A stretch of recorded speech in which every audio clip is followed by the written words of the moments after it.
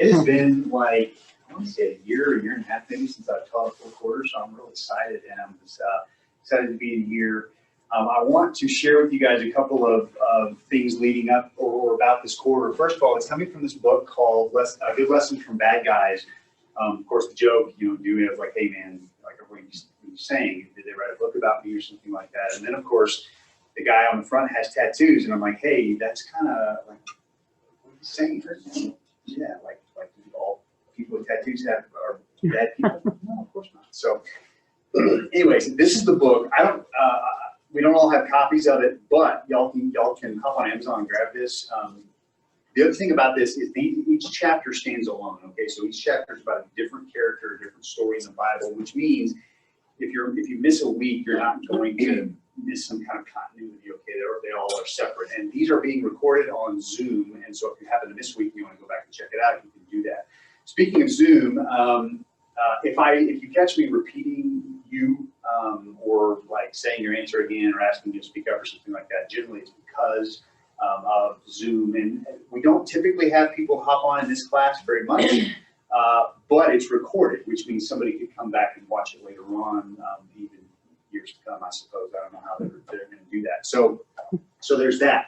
The other thing about this is that these lessons are not super long, okay, which means we may finish before 10:15 and have time to fellowship again and that kind of thing. And it's very discussion oriented, so I'm going to be asking lots of open-ended questions about the ways that this applies to us. So, I invite y'all to really help me teach the class and help us to internalize this within our own world. Okay, so there's that. So yeah, based on the amount of discussion, it could be how long it goes or how it doesn't go. If we would need to move over to the next week, I suppose we could do that. We probably need to do that though, because it's kind of set up pretty short.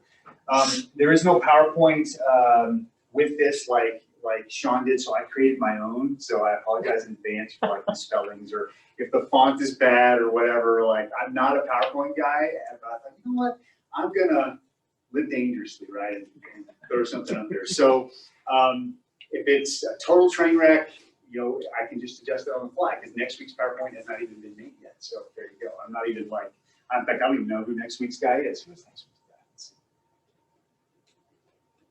Next week's guy is, people, Ananias and Sapphira.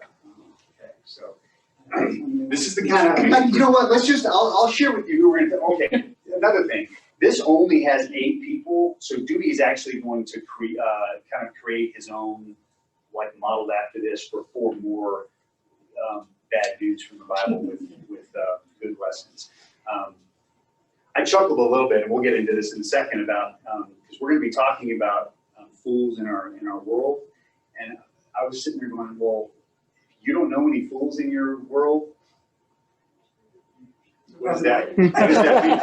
Look to the left and look to the right. You don't know a fool, then you might be the fool. Okay, so it doesn't specifically talk about that in this lesson, but I'm sitting there going, how many times have I been involved in the story? So we'll get to that in a second. So, all right, so we've got an Ananias and Sapphira, Shimei, Hophni and Phinehas, Doeg, Herod, Antipas, Demetrius, and the 10 spies. So those are our bad guys for the at least first 2/3 of the quarter. So there you go. You're welcome to pick that book up on your own if you want to. All right. So this author, his name is Mike O'Neill. He is a former NASA rocket scientist person. Okay. So he starts off with this story about something called the pogo effect in rocketry. Okay. So like when a rocket goes up in the air, apparently there's forces that act upon it, and it acts like a kind of. Have y'all ever played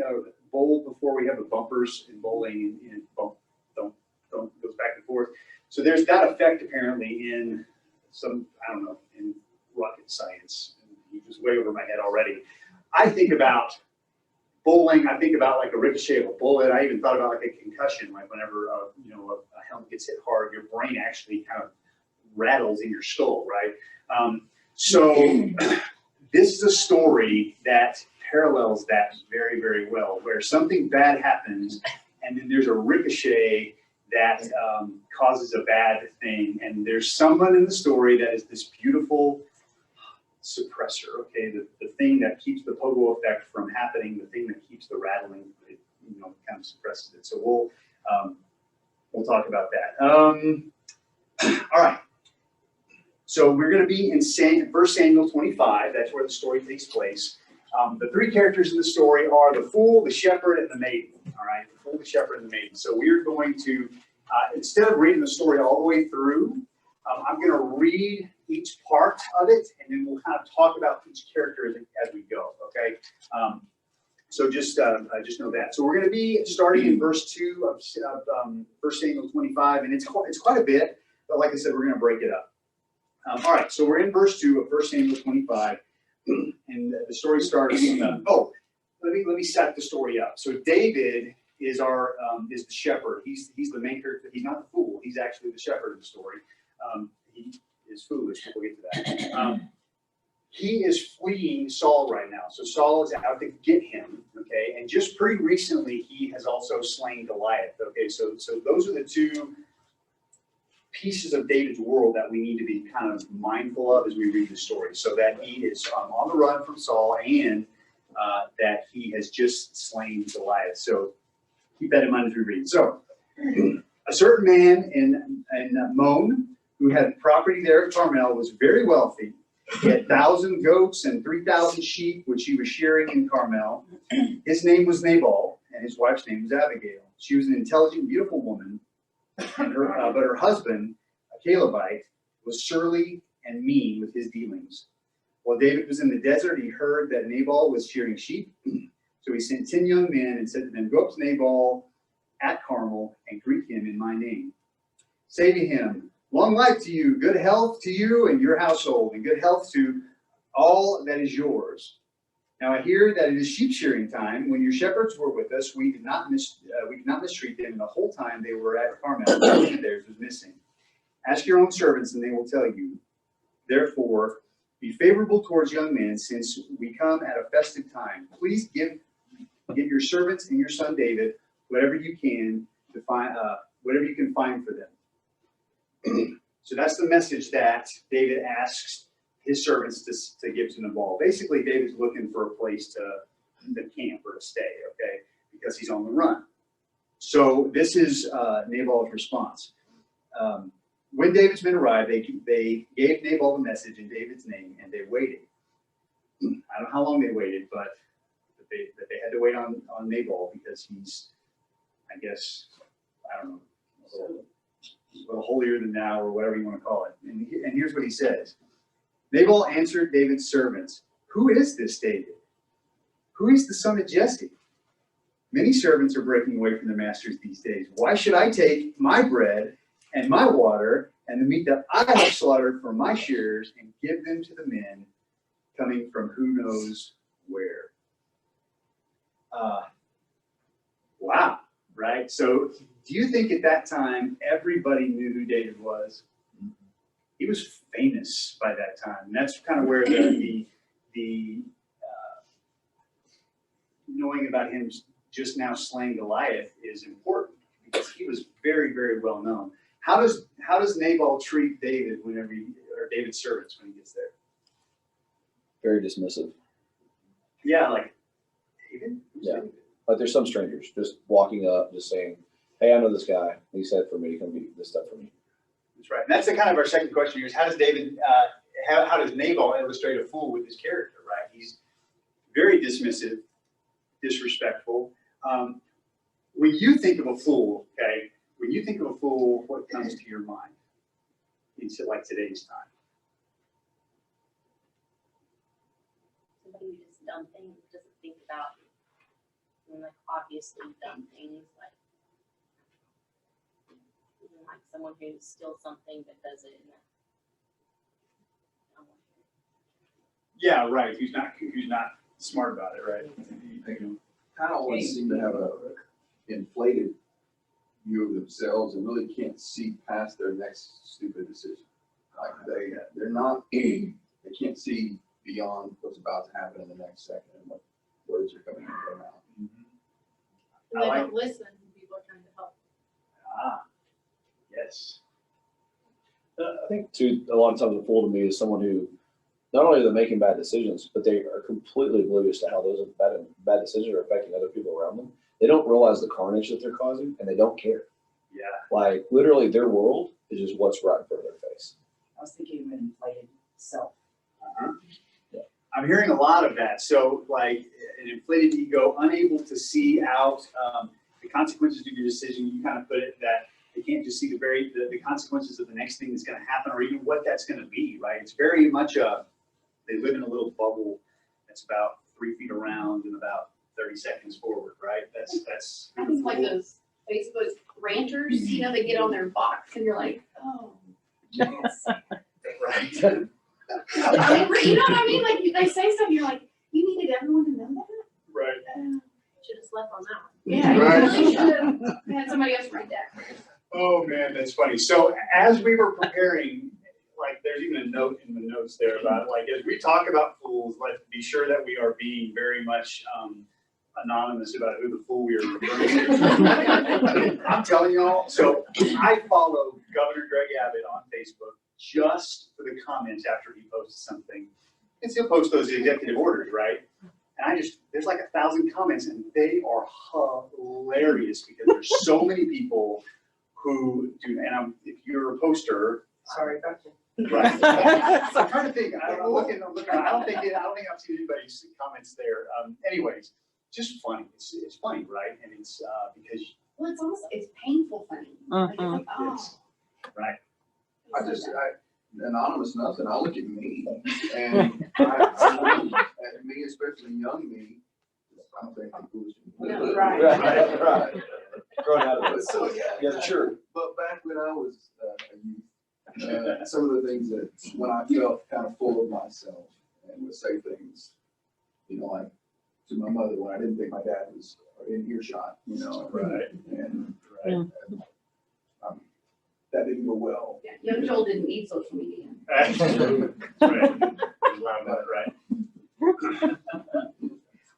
So I'm glad you said that because nowhere in the preparation of today's lesson about Nabal did it say that we were the fool, right? Okay, so this is a really good opportunity for you to ask yourself if you have been foolish like this in some time where, and so there's some scholars out there that thought that David might have been in the wrong here because he was going up and he was trying to kind of use his influence to get a place to stay, like, hey, you know, don't you know who I am, kind of thing. I guess actually that's a good opportunity for us to read about how David responded. Okay, because remember I talked about the ricochet, the pogo, the concussion type thing, right? Because David's just David. So let's read. Let's read about. Actually, you know what? Well, I tell you what. If we have time, we'll come back to all of these verses about foolishness. Solomon was very vocal about how foolishness is bad. Okay.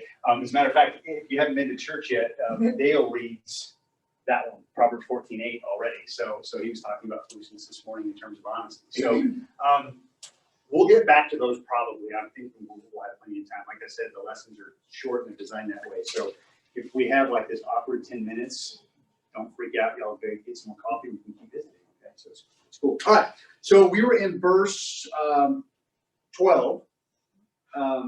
And so David's men are turned away. All right, so here's how it goes. David's men turned around and went back. When they arrived, they reported every word.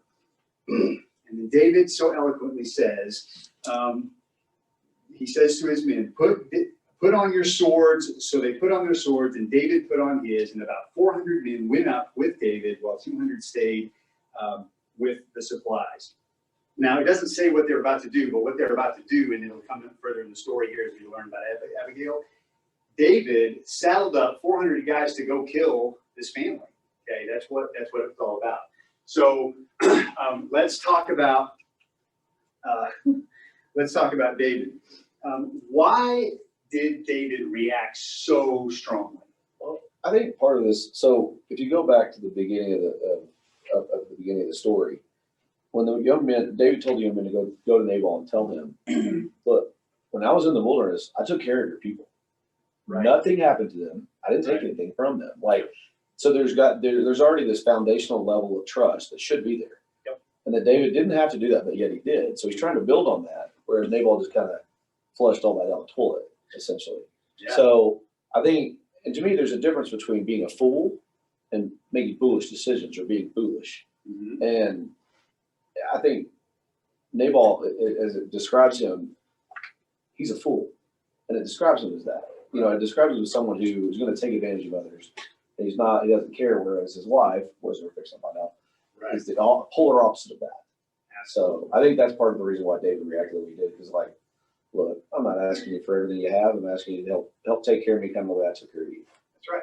Yeah, so there was an expected level of reciprocation there. And so David was like, I mean, he reacted explosively is what David did.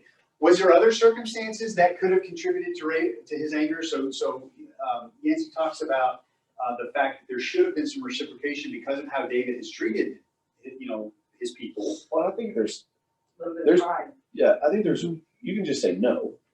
Right. Nabal could have said, you know what, I'm sorry, I don't have anything. I'm sorry, but no. Right. But the other way to be completely dismissive and be like, yeah, I don't even know who you are, so go away. That's going to trigger everything. That's right. David's getting ready to answer his question, like, who's David? Let me show you who David Yeah. is. Yeah. I love it. And you said, now, are you talking about David's pride? Okay, right. So let's go there because David just had slew Goliath, right? And okay, now remember, do you remember why Saul was chasing David to begin with? Do you remember David and Saul in the cave? David had the opportunity to kill Saul right then, but he just cut the corner of his garment off, right? And so David is already going, well, look, I'm trying to do things on the up and up here, people. Like, I am trying to do things right. I didn't kill Saul, and now I'm getting chased. So I'm sure David is probably like exhausted, like, come on, why can't I catch a break here? You know what I mean? I think that's, so then you get this interaction with Nabal, and it's like, and I think, okay, so I think as David's running, he's tired, and he's probably up to here already, and Nabal's comment about, wait, David who? Just put him up to there, and he's like, all right, I've had it, right? I've had enough. Okay. Being a good guy hadn't worked for me, so. That's right. I do want to read Proverbs 27, verse 3. So if y'all will, you guys can turn there, or I can turn there myself. Actually, would somebody read that for me? Proverbs 27, 3. Stone is heavy and sand a burden, but a fool's provocation is heavier than both. Okay. So this is an example of a fool's provocation, right? Yancey's like, yeah, Nabal didn't just do a foolish thing. He was a fool. And David totally fell for it, didn't he? He fell for a fool's provocation, and it ended up being a bad deal. So David is headed up to Nabal and his family to kill them all. So let's continue, and we're going to go verse 14 all the way through the end of the story at this point, through 31 at least for now. One of the servants told Nabal's wife Abigail, David sent messengers from the desert to give our master his greeting, but he hurled insults at them. Yet these men were very good to us. They did not mistreat us, and there's kind of what Yancey was talking about. They did not mistreat us, and the whole time we were out in our fields, nothing was missing. Night and day, they were all around us all the time, and we're herding our sheep near them. Now think it over and see what you can do, because disaster is hanging over our master and his whole household. He is such a wicked man, that nobody can talk to him. Abigail lost no time. She wasted no time. She took 200 loaves of bread, 2 skins of wine, 5 dressed sheep, 5 shays of roasted grain, 100 cakes of raisins, 200 cakes of pressed figs, and loaded them onto donkeys. Then told her servants, "Go on ahead, I'll follow you." But she did not tell her husband Nabal. Smart thinking, probably, right? Verse 20, as she came riding her donkey into a mountain ravine, there were David and his men descending towards her. And she met them, and David and just said, it's been useless, all my watching over this fellow's property in the desert so that nothing of his was missing. He has paid me back evil for good. May God deal with David, be it ever so severely, if by morning I leave alive one male of all who belong to him. When Abigail saw David, she quickly got off her donkey and bowed down before David with her face to the ground. She fell at his feet and said, "My Lord, let the blame be on me alone. Please let your servant speak to you. Hear what your servant has said. May my Lord pay no attention to that wicked man Nabal. He is just like his name. His name is fool, and folly goes with him. But as for me, your servant, I did not see the men my master sent. Now, since the Lord has kept you my master from bloodshed and from avenging yourself with your own hands, as surely as the Lord lives, and as surely as you live, may your enemies and all who intend to harm my master be like Nabal. And let this gift which your servant has brought to my master be given to the men who follow you. Please forgive your servant's offenses, for the Lord will certainly make a lasting dynasty for my master, because he fights the Lord's battles. Let no wrongdoing be found in you as long as you live. Even though someone is pursuing you to take your life, the life of my master will be bound securely in the bundle of the living by the Lord your God. But the lives of your enemies he will hurl away as from the pocket of a sling.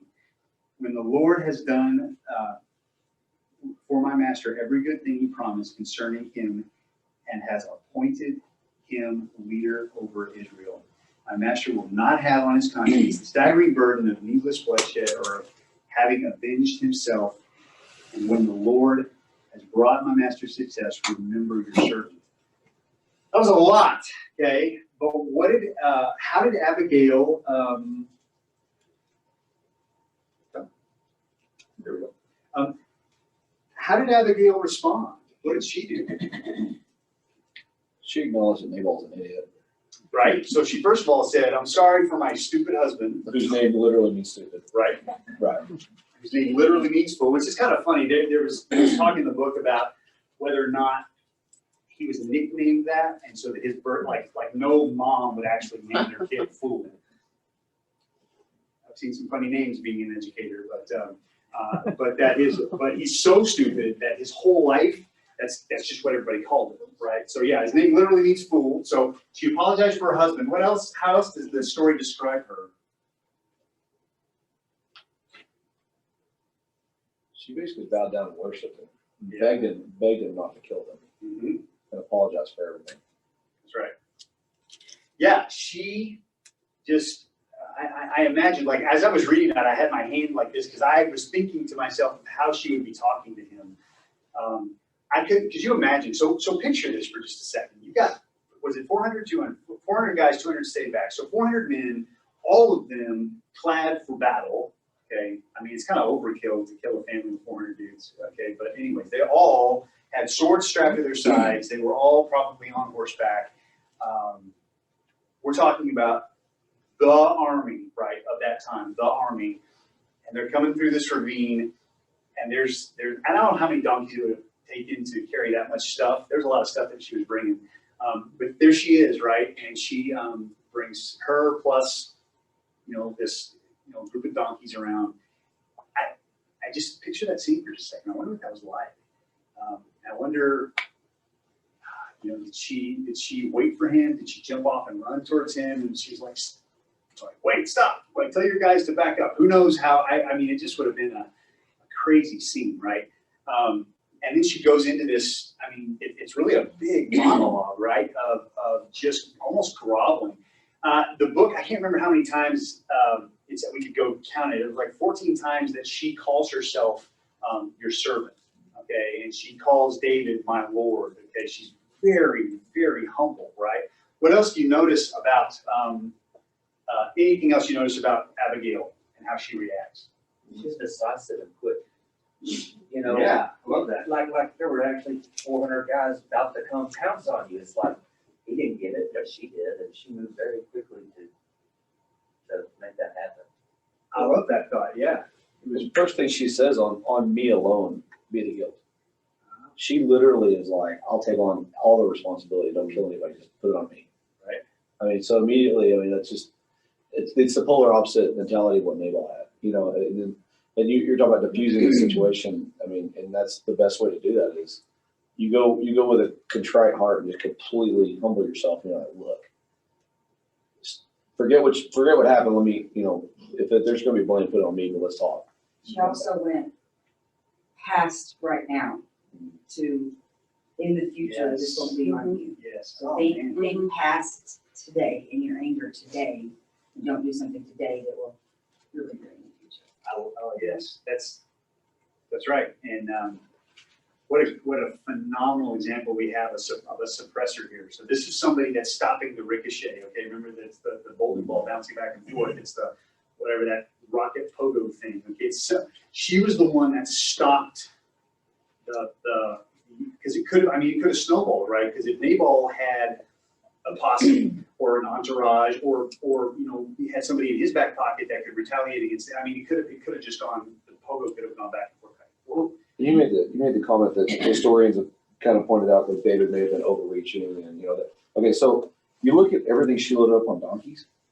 Not like he was asking a single farmer with nothing for defeat an army. I mean, she was obviously able to scrounge up enough stuff to feed thousands of people. You know what I'm saying? Like that is the way the story makes it sound. But I'm like, it's just one of those things where obviously he had what they needed, and it wasn't going to be a big deal. Filthy rich, right? Filthy rich is what comes to my mind. And it's not even that. It's like all that, you know, the loads of donkeys that she brought probably didn't make a dent in whatever store he had. I mean, because they had servants that were doing. I mean, it was this was no sweat off Nabal's back. He was just an idiot, just a jerk. Really, is kind of how I view it. So, okay, I got to share my favorite part of this whole story. It's verse 29. Verse 29, Abigail says, she says, even though someone is pursuing you to take your life, the life of my master will be bound securely in the bundle of the living by the Lord your God. The lives of your enemies he will hurl away as from the pocket of a sling. Did y'all catch that? Yep, great. Okay. They knew. Nabal was like, who are you, David? Like, I don't know what you're talking about. And ignored the fact that that David had slew Goliath. But Abigail was like, using that sling analogy, like, oh, I remember, I know what you did. I know who you are. You are that guy. So I was like, that is so poetic. And it makes me wonder as she's riding out to meet them and she's thinking, you know, I wonder what's the best way to keep him from slaughtering me. Maybe I should bring up the fact that he killed Goliath, you know. I don't know. It's so poetic and so like. It's wise. There's a lot of wisdom in it. That's right. That's right. And it's no wonder we'll get, and as we finish, I'll finish the story, I guess. Let me see how much I want to go into it. I'll just tell you this. The story goes that, well, here, let's finish a little bit. All right. David said to Abigail, praise be to the Lord, the God of Israel, who sent you today to meet me. May you be blessed for your good judgment and for keeping me from bloodshed this day and from avenging myself with my own hands. Otherwise, as surely as the Lord, the God of Israel lives, who has kept me from harming you, if you had not come quickly to meet me, not one male belonging to Nabal would have been left alive by daybreak. So he was like, thank you for bringing me back to my senses, right? So have you ever been so enraged that you weren't thinking clearly? So maybe she was pretty too, and so David goes, "Oh, who's this?" Right, and so he kind of shakes out of his anger and hears some wisdom, and so you can hear David's remorse right here, and going, "Okay, all right, thanks for bringing me down." Okay, now a question for the future here in a second will be, who's your Abigail? Okay, we'll get to that. David accepted from her hand what she had brought him and said, "Go home in peace. I've heard your words and granted your request." Now, the rest of the story is that when she gets back, what's Nabal doing? He's having a feast. He's having a party. Like, speaking of, I love, Joel, you said, he's not thinking 30 seconds out. Well, obviously, he was not even. He had no idea he was fixing to be dead. Part of me kind of wonders what it would have been like had David showed up. They would have been all feasting, and David would have been like, "Ha ha!" Like running through with a sword as he was drinking from his wine goblet or something. I think it's even more bad. Right. Yeah. Like, you can't even give me anything, and you're having a party. Oh, it's gonna get worse. Like, it's gonna be bad, and that's gonna be worse. Right. Yeah. So, long story short, the guy drinks himself to death. Okay, he dies, and of course it says that he died at the hand of God. Okay, so God killed him, but the idea is that he ended up killing himself, and then this is what makes me think that maybe she was a looker also, is that David took Abigail for his wife, and so that's kind of the end of the story there. So David has Abigail for a wife. So the good lesson from the bad guy. Go ahead. Sorry, in Nabal's foolishness, he lost more than what David asked for in the beginning. Because now David has it all. Right. I mean, Yep. from the fool, leading with the fools. That's right. Yeah, he ended up, so by marrying Abigail and by Nabal being dead, I guess he inherited all of that stuff.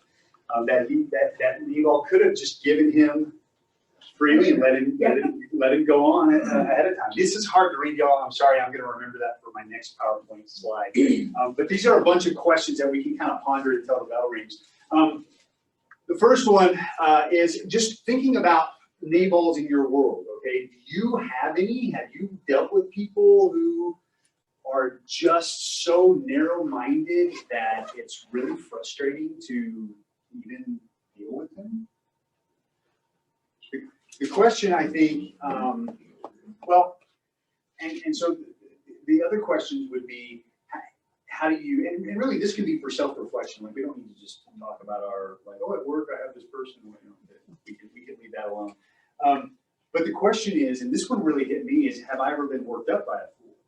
Okay, where I get all kinds of emotional and I want to bring my 400 men and like lay the wolf on somebody who's just being stupid, right? And you can. Right, everybody's like, yeah, I know exactly what you're talking about.